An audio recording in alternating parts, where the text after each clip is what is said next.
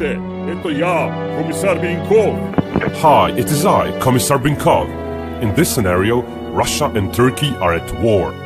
Nukes, morale, allies, weapon imports or outside bases are not modeled, of course.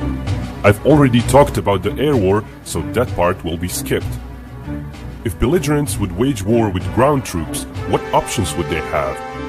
The two countries don't share a border. Going west is a non-starter, as it would step on too many important toes. Remaining options are going through weaker Caucasus states and performing an amphibious or air assault. But which side has a navy capable of performing such a landing?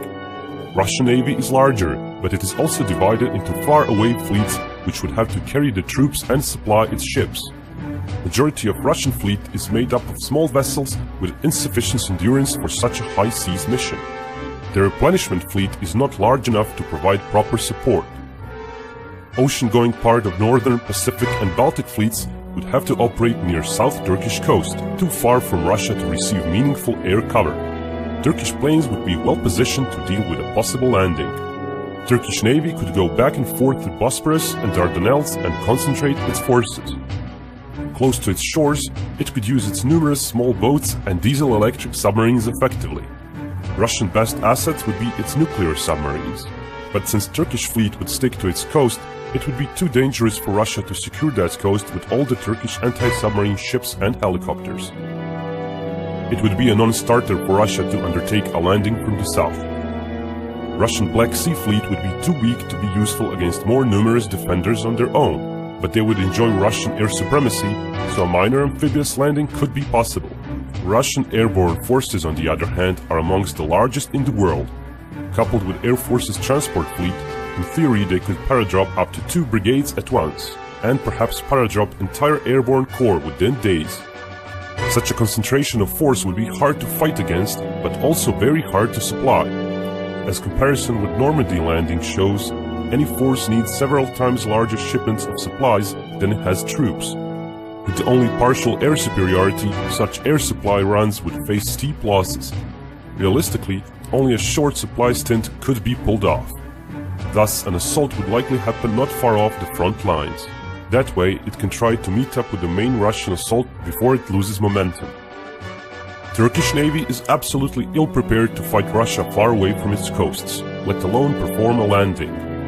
Given the stronger Russian air power, air defenses and more numerous troops defending the shores, what little men Turkey could hope to send out to sea would likely not even reach the shores. Such a mission would end in a disaster, and so it would not even be attempted.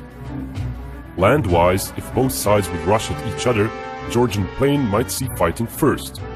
Turkey could quickly send large part of its forces along the coastline. Russia too has that luxury, as it controls Abkhazia and South Ossetia and already has troops stationed there. Russia's ground force has a small numerical edge.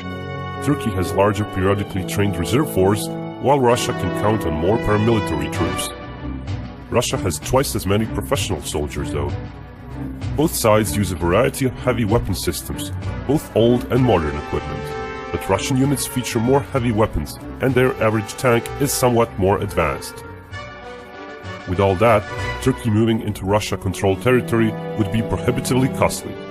Even if Turkey could somehow attack first and push all the way through the central Georgian plain, it would still face Greater Caucasus Mountains. With the balanced power shown so far, such a push would simply lead to unacceptably numerous casualties for Turkey. Russian army isn't well prepared for a prolonged power projection far into enemy territory, but Turkish units are even worse in that regard. Russia possesses greater aerial mobility fleet, providing them with more maneuvering options. Russia also leads in situational awareness. It has more reconnaissance platforms in space, air and on land. Another Russian edge is more air support available.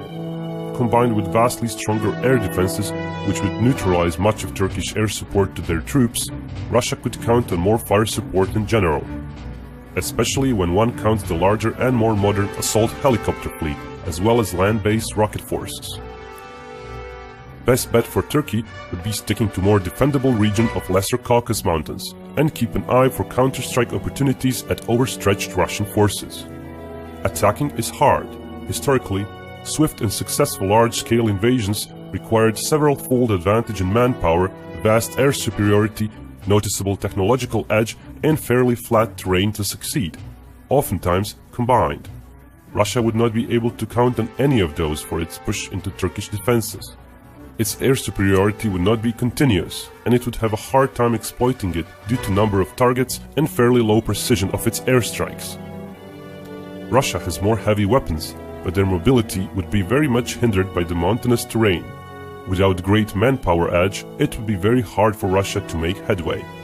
It would seek to enlarge the front, drawing Turkish troops into Armenia as well, so it can spread out the defenders and hope for an opening. Still, the sheer numbers of Turkish troops would suit Turkey's defensive posture better. Attempting a quick breach would be prohibitively costly in casualties. The front line would be too narrow and too populated by soldiers on both sides for successful large-scale flanking maneuvers. Russia would have no choice but to very slowly wear down the defenses with sheer firepower. Successful invasions in history took weeks to cross little terrain, even with overwhelming force. Here the time frame would be stretched even further, and all the while attacking force would require more manpower and more casualties while securing new territory. Actually reaching Turkish border wouldn't make the advance any easier. The topography of northeastern Turkey is quite hilly. Russian heavy vehicles would be slow, ambushed, and counterattacked often. Russia would be fast to wear itself out under the pressure of stretched out supply lines and more numerous casualties than Turkey. Within the first year of the war, the situation would not be rosy for Turkey and equally so for Russia, even if it would breach the Turkish borders. With greater Russian casualties and relatively little territory gained, one might say the result of the war up to that point would be a marginal victory for Russia. In a prolonged war, Russia would not rush but wait for its industry and population advantage to come into force. Turkish problem in a prolonged war with no weapon imports would be its relative lack of self-sufficiency when it comes to high-tech weapon systems. Russia can produce those in larger numbers. During the second year of war, Turkish forces would erode into a somewhat poorly equipped army with a small remaining inventory of precision weapons, aircraft, or modern tanks and artillery. They would still be very large in manpower though. But Russia would enjoy benefits of its larger population pool, domestic production of weapons, and larger pool of ex-Soviet heavy weaponry, some of which could be repaired. Russia might see casualty ratios starting to drop while moving further inside Turkey. The terrain would still be rougher than in any large-scale invasions in recent history, and concentration of defenders would still make the invasion very slow and dangerous. It might take yet another year or more until Russia could claim it won enough territory while not losing many more troops than Turkey, and proclaim itself a winner. But it would be an extremely costly victory.